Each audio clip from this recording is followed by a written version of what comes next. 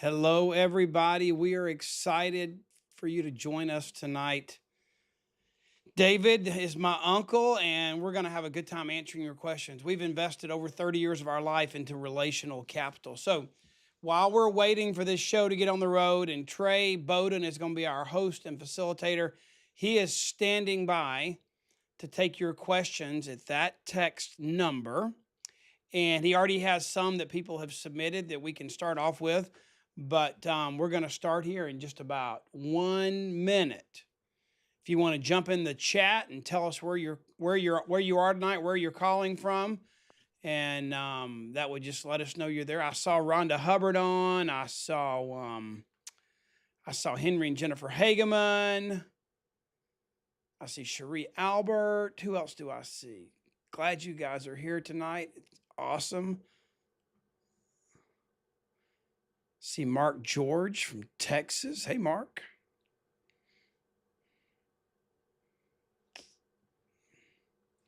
Right. I think Rhonda Hubbard's got a couple other folks joining her house. I think she's got a little watch party going on there.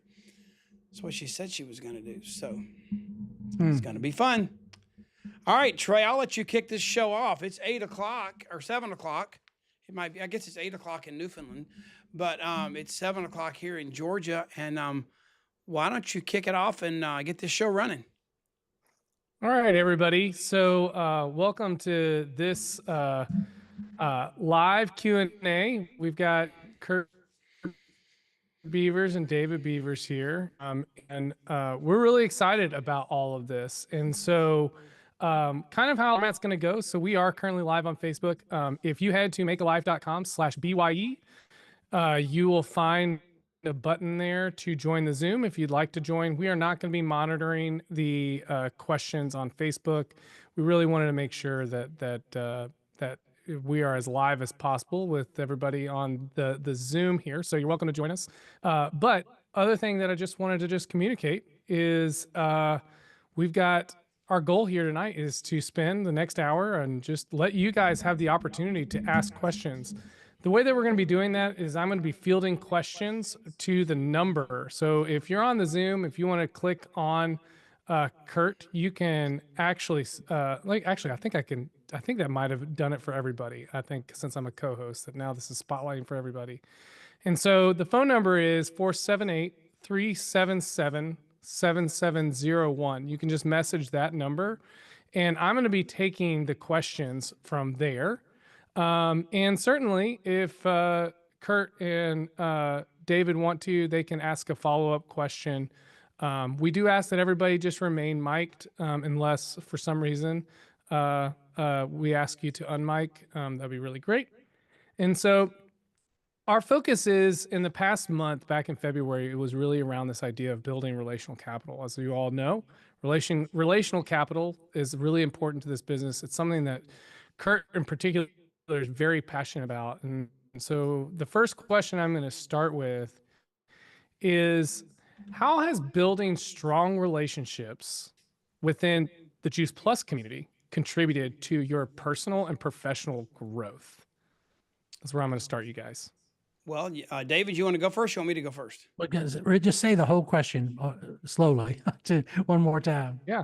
How has building relationships within the Juice Plus community contributed to your personal and professional growth? Okay. Tell them your famous quote first, David, about what this business is. Okay. Well, the famous quote, I'll say that, then I'll try to back up into it.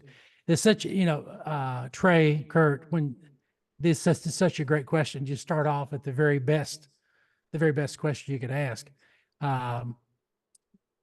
Before I give the famous quote, I will say that the whole relationship piece, for me, is the reason why I even joined the business. My background lent nothing to this type of industry. This whole direct sales thing was just totally out of my wheelhouse. But when Curt and Jackie, his mom, my sister-in-law, contacted me, it sort of cut through all of my reluctance and confusion because of the relationship. It was almost as if saying, and I was in a place where I really needed to do something significant, but it was almost because they asked me, there was no question.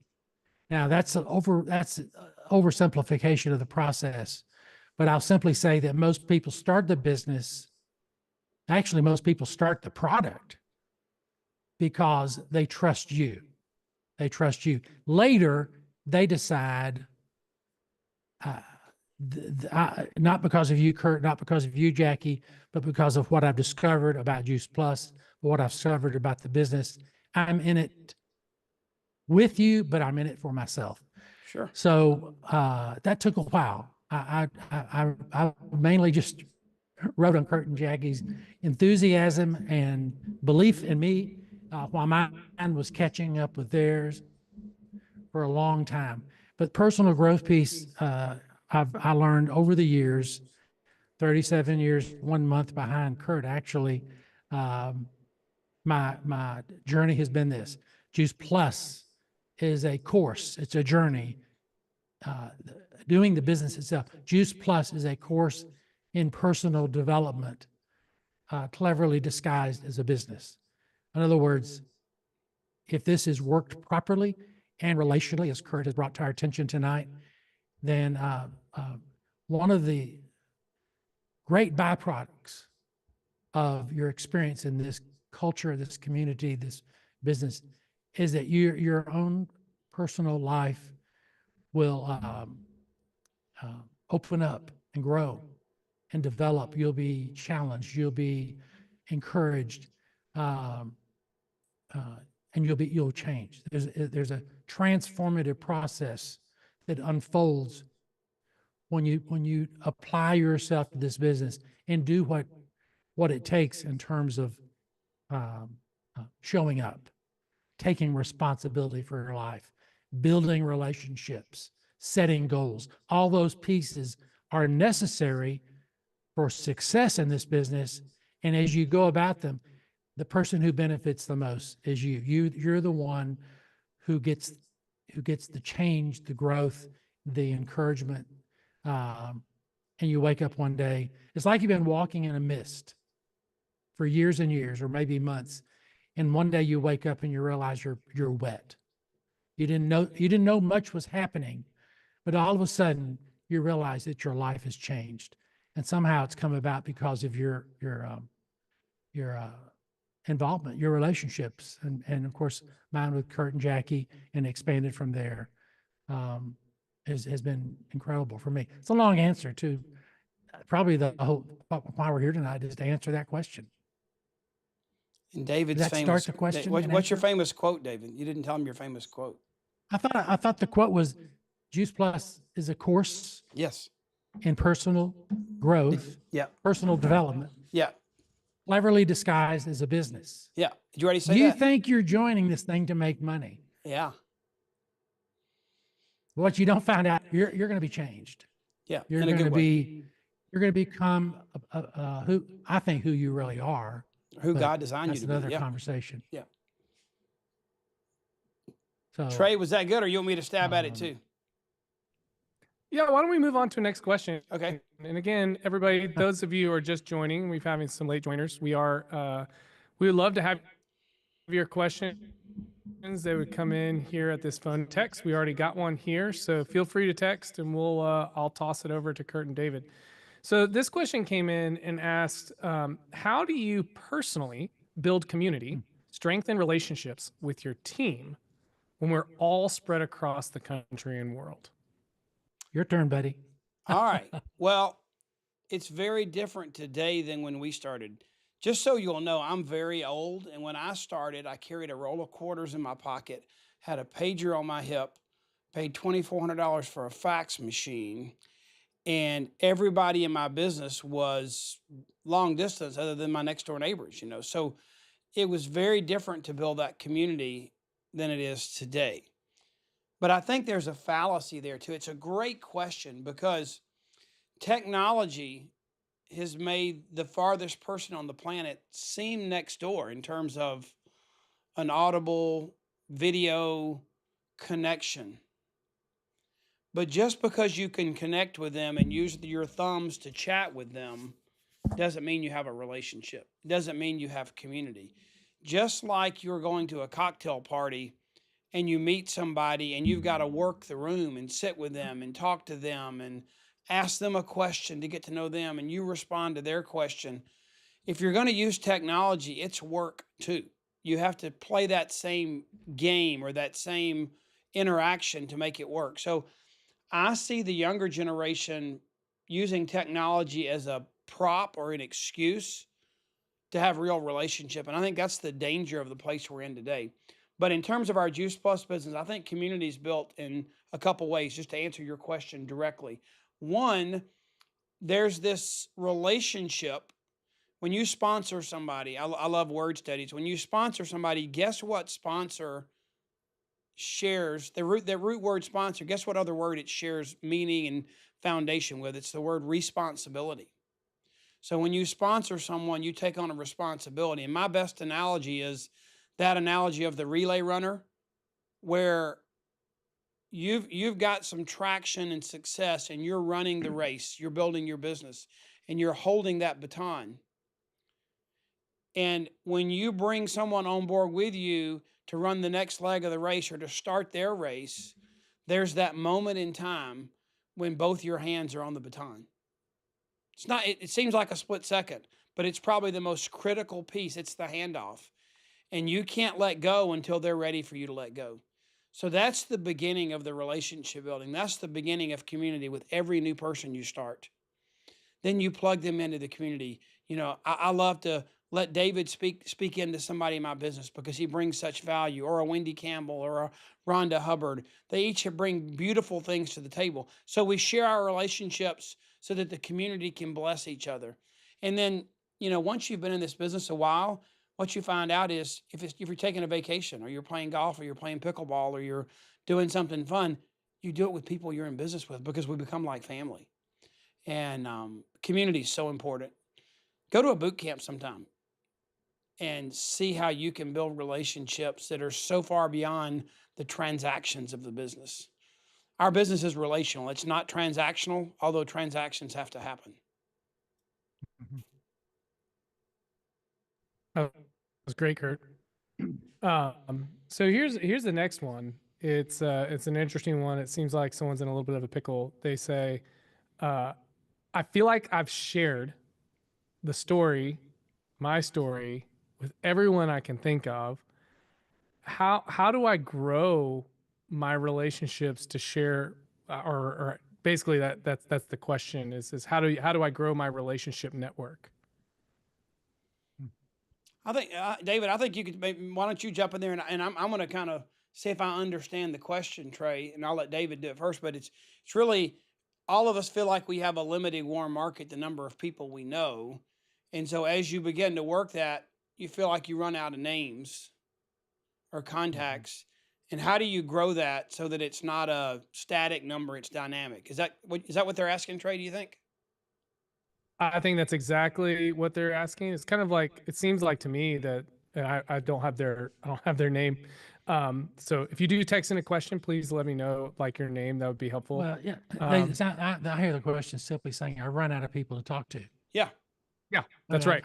That's it. I've used up my warm market, so to speak, and I don't have any more people to tell my story to. And I think that's a pretty common feeling. It's a real feeling too, I think. I agree with you. It happens. And all I've ever done over the years is I just made sure I just stayed around people. Let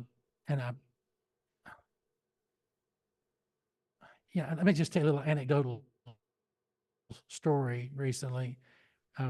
Curt said he was old. I'm a little bit older, and our friends are mine and Sally's. And we have a dear friend, a gal, probably one of Sally's best two girlfriends. And she has an eye condition that when she uses the screen of any device, she gets migraines. And so her husband has become her personal secretary, so to speak. But what she's discovered that she was pretty addicted to those devices, be it texting, Facebook, Instagram. and she can't do that anymore. And she didn't realize how addicted she was. So she's actually having to call people Wow. and talk to them. And she's getting addicted to that, she said. The point she was making for me to share with you is that at some point you do have to talk to people. Yeah. I'm not a good person to ask about building community through technology. I'm just not good at it. I don't know. It's just a generational thing. I think it's possible. And I have some people on my team that are really, quite frankly, good at it. But I've not been particularly good. It's just the way I've come through the ranks. At some point, I think we have to cultivate people so you can have a conversation. And then it's your skill in go ahead, Curt. No, you go ahead. Finish. Then it becomes your skill and conversation, not just telling your story, but just having how to have a conversation with someone and eliciting interest, not just being interested or not just being interesting, but being interested in them. And you just have to do that a lot. Yeah, I think, I don't know how I could do it differently, but I've had so many conversations that on the surface really went nowhere, but I've just had so many of them that some of them turned out pretty well. I'm not sure if I'm answering the question. Well, Go ahead. I have immediate, like, recent feelings for the answer for this question. I can feel the person asking the question, Trey, because I think when you get there, you can feel desperate because in this business, conversations, interaction, the next person you're going to share your story with is like what you've been told is like the critical moment of inertia, the critical thing to be doing in our business. And what I see is kind of what David talked about is this technology seems vast and it looks like there ought to be 1 million people I could go talk to if I could just work on social media. I think there's two major problems with that. What I found is I have lots of friends on social media. I stay maxed out at the 5,000 limit. I do have a business page that has more people and doesn't have a limit. But on my Facebook profile, what I find is after a season, and this is for everybody, not just me, after a season, you're sharing your life, you're sharing your business, you're sharing your priorities, you're sharing what's important, and you're interacting and you're gaining some ground. But at some point in time, if you get serious and look at it, you're preaching to the choir. You're saying the same things over and over again to the same group of people, even with technology. And what I find is there's industries out there today that are preying on people's desperation of building new relationships. It's an industry where they're trying to sell you the opportunity to learn how to sell on social media. They're trying to sell you the opportunity of how to use online marketing to build your business and hide behind the screen. And it's a ploy. It's kind of like it's one of the greatest Ponzi schemes I've ever seen. You're selling the right to sell the right to sell the right to learn how to do something, and you just proliferate that with no real product, and it's very sad. And the question, though, is real, and the question is so important and so painful for people that they get desperate when they get busy, when they're busy moms and life and seasons change. They're constantly looking for a shortcut, which is great. I love shortcuts too. But in real truth, technology can help you connect with somebody, but technology is not finishing the process. If you're going to constantly build relationships, it's like what my mom said many years ago. You don't go out and do Juice Plus. You go out and do life and take Juice Plus with you. And as you go out and do life, you meet new people, whether it's at Bible study or it's at the gym or it's at the grocery store or it's the pharmacist or it's the person you play golf or pickleball with. We've got a new product coming out in San Diego that's going to be like the best product we've ever had for you to build new relationships. It's going to be amazing because our business model says, try this. I love it. You're going to love it. And you can do that with a stranger. So don't miss that. But I mean, it's work, but it's about taking Juice Plus out into the life you live. If you try and carve out moments in the week you're going to do Juice Plus, there's a really good chance that you're not going to be around the people you need to talk to in that moment. So put Juice Plus in your pocket and go do the life you love. That's what God wants you to do. That's what He's equipped us to do. Go change people's lives. Go change things for eternity. But take Juice Plus with you, and your relationship list is never going to stop. It's going to grow every day, and it's fun. Hope that helps. I mean, David, now we were kind of went all over the place there, but I mean, it's such a good question, and there's a day's worth of training in the answer, actually. I All think, right, well, are you, is that good, Trey? You want to go to the No, next question? David, if you got a little nugget, make it happen. Well, I think we're good. I think we're uptight about talking to people, and it comes through. And because we're not, when we don't talk to a lot of people, I mean, meet a lot of people, engage a lot of people, start conversations with a lot of people. What happens is you finally get a conversation with 2 people this month, and they get the whole fire hose. Yep. There's something about it's almost like, this is my chance. This is my opportunity to tell my story, to tell about the research, to tell about the business. And there's too much. In other words, if you just made a way of life just to visit and talk to people and engage people, almost as if Juice Plus was not in existence. Just forget about Juice Plus and just have conversations. And a lot of them. A lot of conversations. What happens is you put yourself under the gun of making something happen unconsciously. When you unconsciously, you're pressed. And those people feel that and pressure that you're makes putting the on them, too. relationship building Yeah. endeavor That's good, David. That's really good. not fun. And No, also and effective. those people feel that pressure. You may think you're a top-notch salesperson. What David said is so true. It's the best answer to this question. Talking to more people makes it easier, not harder. Yes.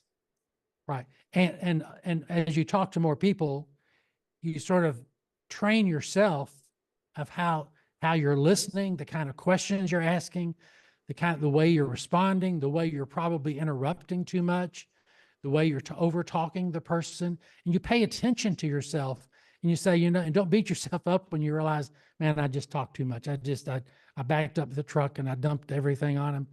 And the reason I'm saying this, because I've done it 100 times, 1,000 times.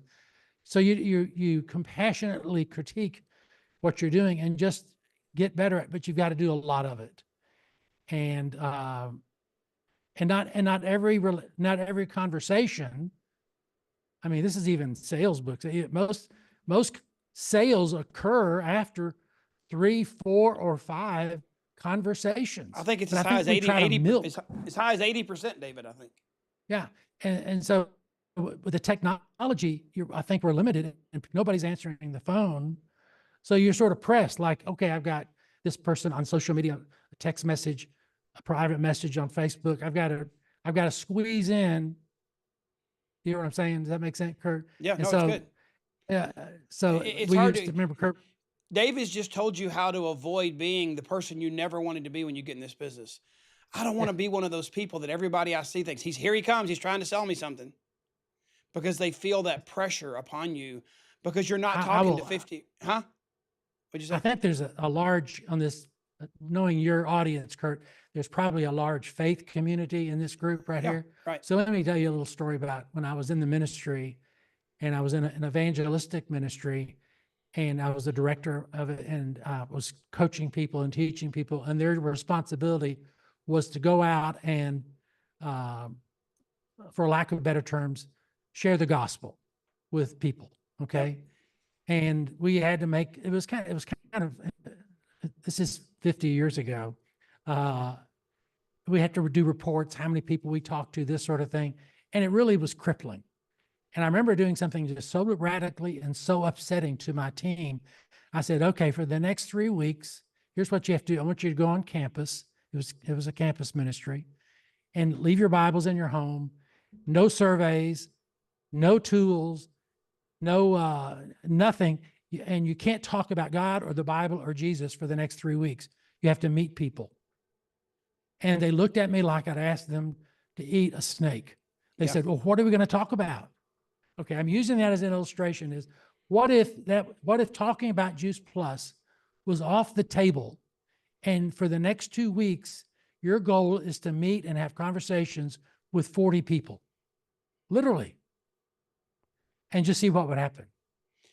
Now, that's an overstatement of the problem, but I know many of you are pressing, and But you know, even- David, even though- I think it's part of it's delayed gratification. We want immediate results, but think about what True, David that's just true, too. challenged you to do.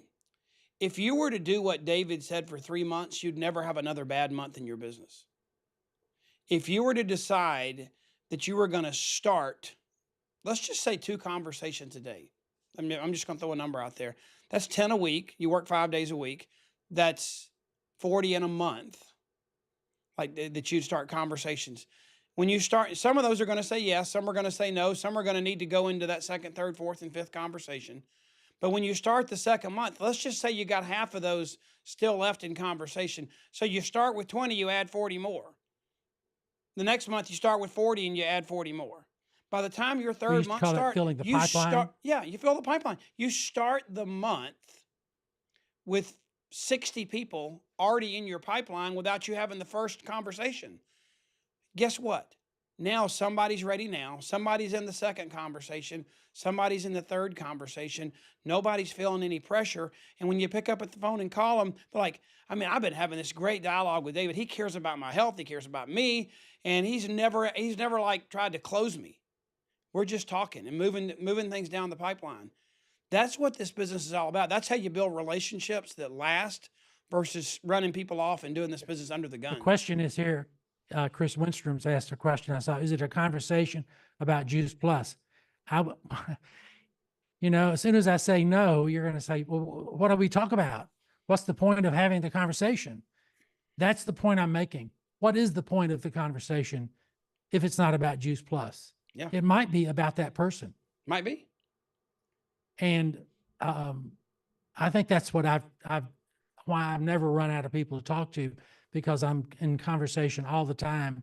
And not everybody I've ever had a conversation with has heard about Juice Plus, Sure. believe it or not. Not every person I've ever had a conversation with in the last 2 years has even heard that I'm in the Juice Plus business. So that's something you got to mull that over and think about that, because I know the question Chris honestly asked keeps the pressure on. If it does, it keeps the pressure. And we're talking about relationship building tonight. And so Trey, let's grab another question. We can keep Yes, we can that's hang good. on to this. We can That's hang on to this topic because I it's David and I both. interesting. A lot of this is just kind of figuring it out as you go, It is.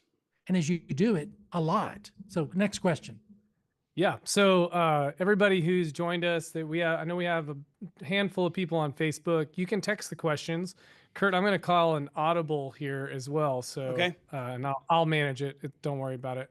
But if you have a question and you're in the Zoom and you don't want to text and you just want to raise your hand, I'm going to just keep a track of a queue, and you're welcome to raise your hand, and I'll call on you as we kind of to keep the queue going. Yep. As we go from there. So if you'd like to ask a question, we'd love to have you on the Zoom here. But we do have a question from Lisa Johnson.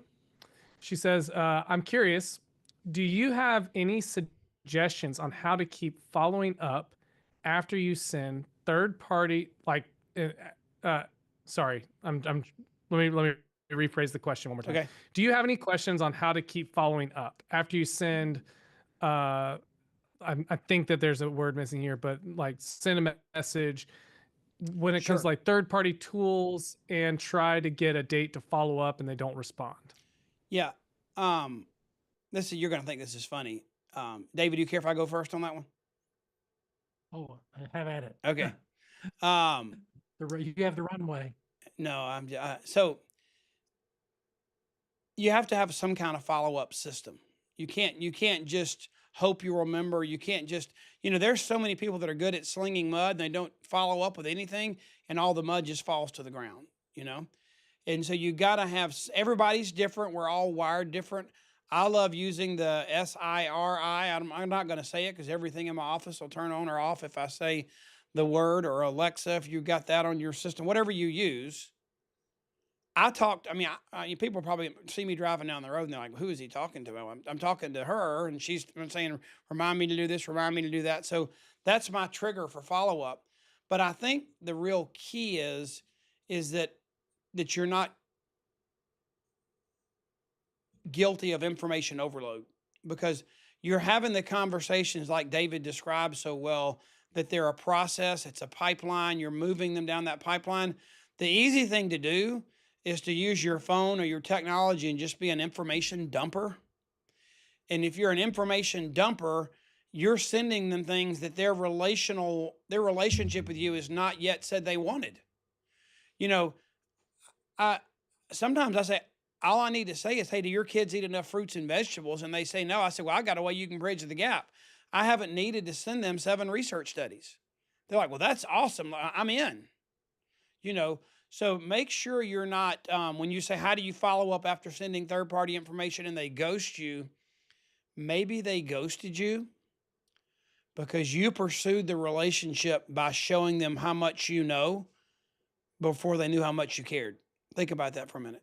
There's a quote, nobody cares how much you know, how much third-party information you can dump on them until they know how much you care. So I would think in most of those situations when you get ghosted, they got information which was a portrayal of your knowledge and understanding and your great resources, but they had not yet decided that you cared enough for them to want to hear it. Does that make sense, David? Yeah, and I would, I haven't been as intentional about what I'm going to share with you now, but once you talk to someone, my sense is that they are now in your sphere of influence, and that conversation may be towards Juice Plus, eventually towards the business, and there's a lack of interest, or there's not the timing's not right for that person. I want to find a way to keep that person in my sphere of influence. And I know this from Terry Luongo.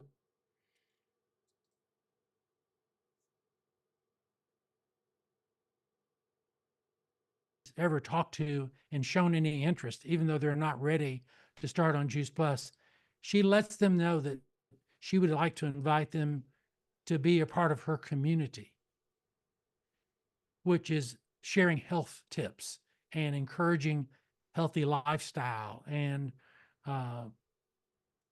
understanding nutrition better and so forth. In other words, be a part of this educational community. So she invites them, and they go into her email. I've done this before when I've done group emails, and those people I stay with them, even though they've not become customers, and maybe at a later date, say, for example, when the new product that's coming out, that I still have a little bit of rapport with them, and I share the new product with them. Yeah. And they're ready for that. But it wasn't because if I cut them off because they weren't ready to get the trio or ready to start on Healthy Starts, I quit following up. But I have an email. I have a way of messaging them. So does that make simply? Yeah, I'll give you an example. I have people that I play pickleball with that I've handed them a bottle of water and put the 10th straw of Luminate in it, and we're still having wonderful conversations. They haven't bought yet, but I know they're close. I know they know that I care, and at some point in time, I may, hey, are you ready to order? Why don't you get some so you can share it with people too? But I've got so many conversations going on, I don't have to force that one. And it's nice that I don't have to force that conversation. So the challenge, I think, is if you're an information dumper, if you're getting ghosted, I would say they weren't ready for all you dumped on them. And I love what David said too, that you just gotta kind of work the process a little bit. How about another question, Trey? Yeah. And so you've kind of mentioned this, but I'm curious if you have some specifics here. The question is, what are some natural or non-salesy ways to introduce Juice Plus to someone within your existing network? Take it, David. Go ahead, Kurt. And me? I can do it. Go, please. Non-salesy ways to introduce Juice Plus to someone in what network? How did you define the network, Trey? What did they say? I think it's existing network. Okay. I'd be curious. I'm going to just throw in there. I'm curious on how about family members? Sure. So family can either be the easiest or the hardest. Depends on there's what I've learned in life is there's some crazy family dynamics that most people never unveil exist, because there is not a what was that TV show? Good Night, John Boy. What was that TV show? Waltons? Waltons. Yeah, there's not a Waltons or that example doesn't really exist out there in society very often. So families have crazy dynamics. And my mom was my first sale, and it was my easiest. Lori's parents were our hardest sale, and they didn't decide until they got macular degeneration later in life, and they figured out Juice Plus was one of the best things for that because of the lutein and zeaxanthin that goes to the macula. So, I mean, that we got pushback for a long time from them. So I think family, this is going to sound weird, but one of the things that I do to not sound salesy, let's just say you have somebody that you see that they eat a donut for breakfast every day, and you're like, their life could be changed if they would just try to make a smoothie for breakfast. I mean, you really sincerely, like, you're obese, you're a sugarholic, and I know you love the taste of the donut, but you do not understand Kurt, what it's. stop talking about me. Huh? Please stop talking about I me. wasn't looking at you, David. I had turned to the I do side. love donuts. Yeah.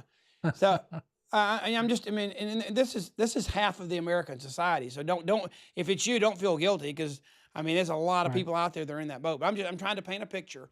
So there's legitimate concern for me. You really need to eat a healthier breakfast. What you're doing is not good. So I really I'm kind of pushy with them and really want them to try it. And I'm like, I tell you what, I care enough about you that I don't care if you buy it from me or not. You need to try Juice Plus. You need to start doing something healthier for breakfast. Go get it from somebody else. That's how bad I believe you need this. And so I've found when people feel like I'm being salesy, if I can do a takeaway, they can't go get it at Walmart or CVS or Walgreens. It's not sold in stores. So I'm not going to lose the sale necessarily. I might, but most of them come back and say, well, if you really mean that, then let me try it. But it takes the pressure off. Another thing, go ahead, David, you answer. I want to talk about what role these people play, but why don't you take a stab at that question? How do you not be salesy? Just relax. Just stop talking about Juice Plus and start talking about them and say, you said something just now, and, you mentioned something about your fourth grade child having earaches and so forth. And it occurred to me that I work with a lot of moms, and they struggle with that too. And some of them have found a way to kind of help their family with nutrition. And sometime when we have a little more time, I'd love to tell you about it. You just did Xerox Sales 101, David. You listened and you found a need and met the need. That's what you did. What I'm saying is I don't say, well, let me tell you about Juice Plus. Yeah. I'm almost the other extreme of not closing soon enough, but be that as it may, it's worked for me over the years, particularly in the area of recruiting and building team, is finding that need, finding that niche, addressing it, and leaning into the relationship as a learner, not as the authority. In other words, let me tell you what I've been learning. I was just on a call last night with my nephew, and he was telling me about this, and I explained maybe Luminate and so forth. And so I say, I lean into conversations, I lean into relationships as a learner and invite them to come along with me rather than saying, this is what you need to know about. That makes sense? Yeah. That's just what I've learned over the years. Another thing that I've done, this- guys, is people think you sound salesy when it feels like you're coming after their checkbook or their calendar. So if the conversation feels like that's what you want from them is their checkbook or their calendar, a piece of their time or a piece of their wallet. And when I started in this business, I was so young, I was naive, I didn't know what to do. And somebody told me, says, don't be afraid to ask for help. You don't always have to ask for the sale. So what I also learned was I would say something like this: hey, I have no idea if this product could be something that could change your life and be good for you. I have no idea if this business makes sense for you. But I know one thing, I would love to have your help. I need to find 5 amazing people to join me in this journey or to share this product with. And if you would just listen and understand what I'm doing for 15 minutes, I know you could help me find those people. Would you be willing to help me? That took every ounce of pressure off the conversation. And there's still the option for them using their checkbook or calendar to buy your product or join your team, but you just made them willing to listen. And sometimes that's all it takes. I didn't know if Trey, you were going to talk any about memory jogger. Kurt, you've done probably a training on that already. Yeah, go ahead and dive in there. Yeah. Well, I just want to say something about that. There's something very motivational and on a subconscious level when you work on your memory jogger and you think you've talked to everybody you know. Hey, David, there may be a few people on here that are new enough they don't know what a memory jogger is. Can you tell them what it is first? Memory jogger is basically is writing down a prospects list, the people you would like to have a conversation with or have a contact with to tell them about Juice Plus and or the business. So that's the list. The memory jogger simply is as you write down names, and let me suggest this to you just from personal experience over the years, writing it in longhand has a better impact on your experience than using a device. Now, I'm not saying if all you can do is type, that's okay. But there's something about going down on the paper and dumping names non-judgmentally. By that I mean is don't prejudge their ability or their interest in the product or the business. They're just a name. They're just a relationship. They're just a friend. They're just a contact. You put the name down first, dump, and write it out, and don't stop until you have 100 names. You might even have to make up some names, just to make sure you get 100. But the point is that something happens, and once you see you've put down 100 names on paper, something is triggered in your confidence quotient that says, I'll be there. There's some people there. There's 4 or 5 people in there that I think could really, that maybe I need to talk to them. And so you approach them and you see your call is, I was thinking about you. You came to my mind out of the blue. And so anyway, that's another training. How do you go from there? But the memory jogger is an important piece, not because it tells you the next person you're going to talk to, because of what it does to your brain and your creativity and your imagination. I think it's important, David, when you talk about the memory jogger, one thing I would say, I love what David just said, but it's not something you do when you get in the business and you're done. It's not a static document. It's dynamic. It's changing. You do yourself a favor as you plan your week, just take 10 minutes every week to update it, stay on top of it, because it's an important tool in our business. It's been really important for me over the years. Don't use it as much as I used to, but it's been a great tool. I can tell you, I started out. I remember just writing that first month or so in the business. It was just kind of scary. Who am I going to talk to? Who's going to be interested? Yeah, I can tell you, national marketing directors on my team that sent me that mailed me, snail mailed me with the postage stamp, an 11-page legal pad full of written names. I can tell you people on my, and it took them 11 years. That person took 11 years to make national marketing director. They made it. And then I've got people on my team that created a Google sheet with the Google app on their iPhone and sent it to me and shared, and we worked on it together on our phone and everything in between. So David's right. I mean, the touch, Yeah. the pen, the paper is awesome, but it's however you'll do it is the most important thing, is that you do it and you keep Get it current. going. Yeah. Yeah. And don't try to, in other words, what I'm saying is don't try to remember all the names that you could possibly Oh, yeah. talk to. Just dump them somewhere. Don't prejudge. That's what he's saying. Yep. Yeah. Curt, can I throw in a nugget here? Yeah. Man, you got nuggets. You preach, brother. So one of my favorite books on just how to create momentum in your small business is called The Snowball System by Mo Bunnell.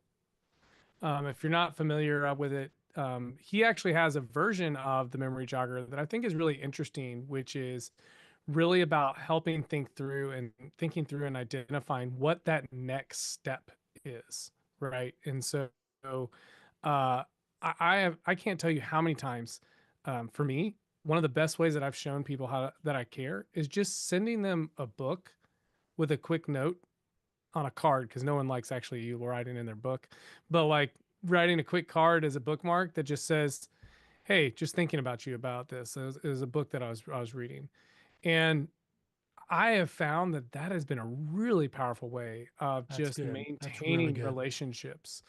It's a $13 to $20 type of investment in that relationship, but it's really reaped a lot of rewards for me in particular. But I think thinking about what are those next steps for me, and for different people on my list, I think is really helpful.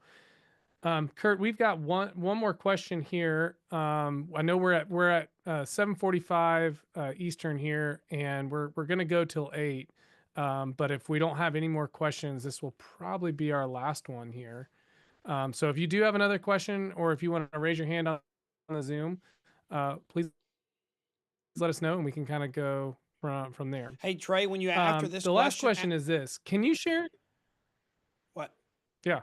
After this question, I would love to talk about kind of something David can kind of summarize what we've already talked about as it relates to what's going to happen in San Diego and how you can be prepared. So I asked this question, but if there aren't any others, I'd love to dive into that topic too. Okay, great. Yep. Can you share an example of how a strong relationship led to like an unexpected business opportunity? Oh, this is a crazy one. You're going to love this. Okay. So Lori and I, when we got started, Charles Stanley married us, huge church, First Baptist Atlanta, famous pastor, just an amazing Bible teacher. Married us. We loved him to death. But after we got married, our church had a young couples Sunday school department, and it was huge. I mean, I'm talking about maybe 150 couples. It was big. I mean, it was an active, big department. And one of our best buddies in there that was in our small group, she worked at the grocery store as a clerk. Her mom walked through the Bible. She had gotten married, and she just became this deep buddy friends. And I'm not going to name names because it's a crazy story. So they got in the business with us. She actually ended up kind of becoming my assistant, helping me do stuff. And it was a sad story, but her dad had kind of, I guess through prescription medications or whatever. I mean, he was a strong believer. They had a church in their house and stuff, but he just went nuts and decided God had called him to be a missionary to a nudist colony in northwestern Canada. And he just took off. And so he abandoned the wife, 3 daughters. It was crazy. Well, she's in business with us, and this was before YouTube, and we had videotapes. And I had given her a videotape about our product, and her dad, kind of out of guilty, I got to come visit. I have kids. I need to go see them. So once or twice a year, he would, in his little Toyota pickup truck, he would drive from northwestern Canada and come back and make an appearance. And this was Christmas time, and he came home. And to this day, I don't know how, but somehow when he was making his trek back to Canada, the videotape ended up on the front seat of his truck. And on the way back, he stopped to visit. So these were our dear friends. And here's what crazy happened. Our dear friends, crazy dad, stopped to visit his cousin in Baton Rouge, Louisiana, who was president of a bank in Denham Springs, Louisiana. And he happened to be hosting 3 intern college students that summer that were at LSU's MBA for banking. It was a famous school. So somehow the videotape made it from his car. He never watched it, but it ended up in the magazine rack in the chair of the cousin's house that had the exchange students, banking students. One of them watched it. They got in the business. Their dad, that was president of a bank, joined our business. It was the beginning of our international business. It was unbelievable. And all that happened because we loved on somebody, cared about somebody, and they just happened to put a videotape in the front seat of their dad's truck. And that happened. So that's a crazy example. There are others where we've gone through and we've mined it. I mean, there's another one in the same Sunday school class. A couple whose dad was with Campus Crusade. He lived in Arrowhead Springs. He had been with Campus Crusade in Europe for years and was in charge of the project where they were based on the Rhine River in southern Germany. And they ended up getting in the business through the Sunday school relationship. And they ended up recruiting someone in Germany, Colonel Eugene Bird, who was Rudolf Hess's prison guard after World War II. I went over there. He became a qualifying national marketing director before he died. He was elderly at the time. I actually picked up a piece of the Berlin Wall with him off the streets in Berlin in 1989 when they were tearing it down. I mean, some of you have pieces of a Berlin Wall you bought at a souvenir shop. I have a piece of the Berlin Wall that I picked up off the ground when I was doing an event for this business in Berlin. It's crazy when you cherish and cling to relationships like that. It's the depth of those relationships that produces the fruit. It's not the surface. And a lot of times it's not even who you know, it's who they know that makes things happen. That may not have answered the question exactly, but that's the power of this business, Trey. Sorry. Yeah, that's great. So I think that's the end of our questions. We don't have any more in queue right now. Okay. Curt, so take it. I'm going to ask David a question. You ready, David? Okay. Yeah. So you and I know something that we can't tell everybody, right? Correct. And we know there's going to be a new product in San Diego. And I will tell you that David and I were on a call today where we got a preview. We can't tell you, but I'm 100 times more excited now than I was before the call. What they showed us is even that much better than I expected. So, yeah. David, what if we could convince everybody they didn't want to just find out about this and react, but they wanted to be prepared? We can't tell them what, but from the terms of memory jogger, contacts, a plan of action, if you could, you can't tell them what it is, but let's just use a code name so our tongue doesn't slip. Let's call it the puppy dog, okay? We're going to call the new product the puppy dog. That's our code name, just so we can talk about it for a minute.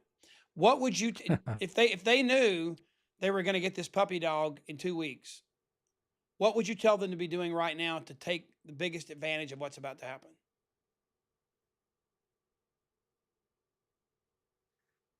Well, even not knowing what it is, I think it'd be safe to say something like this. I just got off the call with 2 of the top people in the company I've been working with for 2 years, 5 years, 20 years. And we are preparing to introduce a life-changing product. And I'll have more information in about 8 days, 10 days. And I want you to know about it. I don't even know exactly what it is, but could we have a conversation after March 17th and talk about this? Because I think it will be life-changing, and I think it's going to impact the whole world like nothing else. So you almost tease them with your own ignorance. Yep. But you tee them up now and get them committed to having a conversation with you or text with you or Zoom with you after the 17th. I was thinking, David, kind of to leverage off of what we'd already said. You did such a great job explaining how important the memory jogger was. But Well, sure, that's part of it. You what make if that they had a memory new, jogger. fresh list? Even if they didn't take action before, this will be known to the world the morning of March 14th, Friday morning, March 14th. Those of you in San Diego will find out firsthand. Those of you that are not in San Diego, just watch social media of somebody that is in San Diego, because they're going to be shouting from the mountaintops.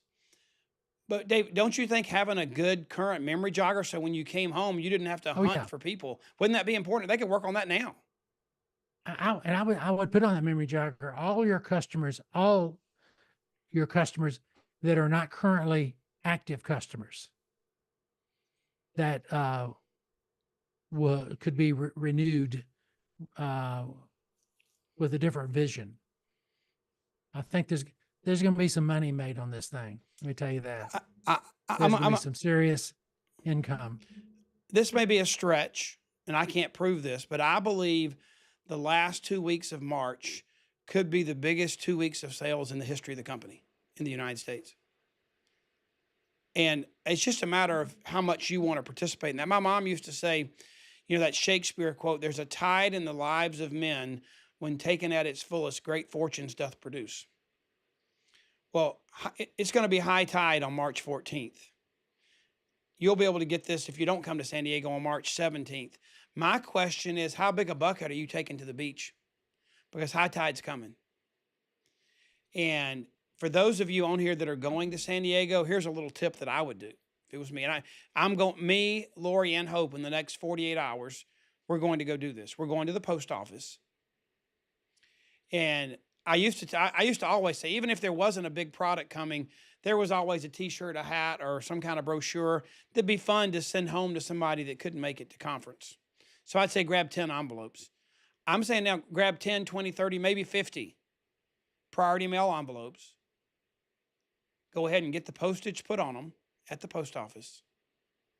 Go ahead and write the address in of the people that you care about that are not going to be there.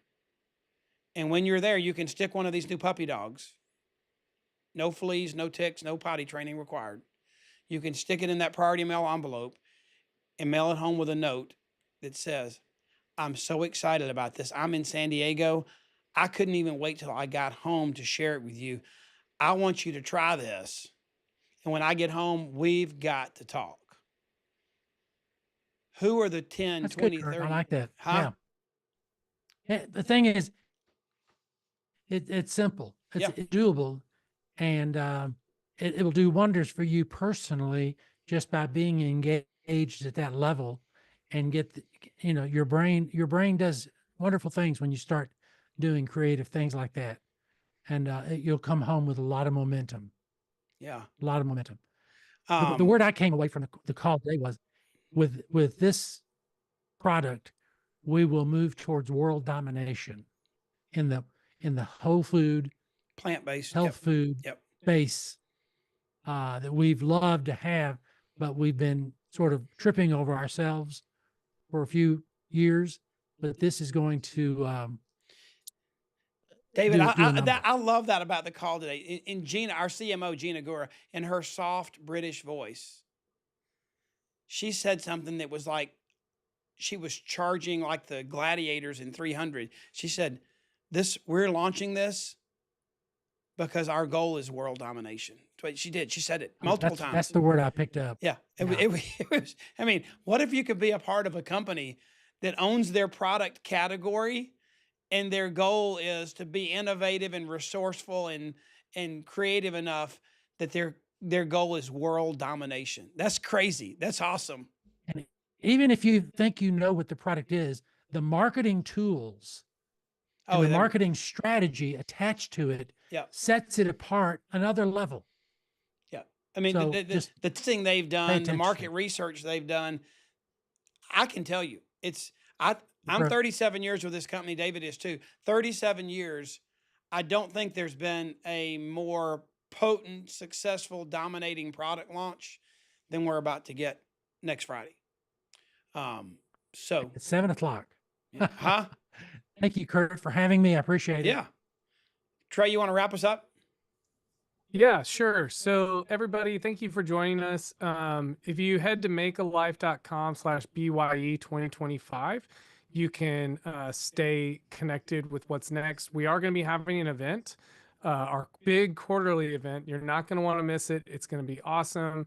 That is going to be on April 16th. And I'm really pumped up about it. It's going to be unique and different. So we're excited about sharing that with you all. And beyond that, we're really grateful. This call you can find on Facebook, you can find on YouTube, to share with other team members. We know that sometimes timing just doesn't make sense for some schedules, so we're glad you're here. But yeah, we really appreciate it. And if you have any other follow-up questions, you can always feel free to text that number again. And yeah, Curt can answer. Hey, glad you were here. Be blessed. And one other tip. Take an extra bag to California if you're going to San Diego, because you can buy it right there and you can take home all you can get. Just another tip. Thanks for joining us. Thanks, David, for being here. Appreciate you. Thank you. Bye. Bye. Thank you.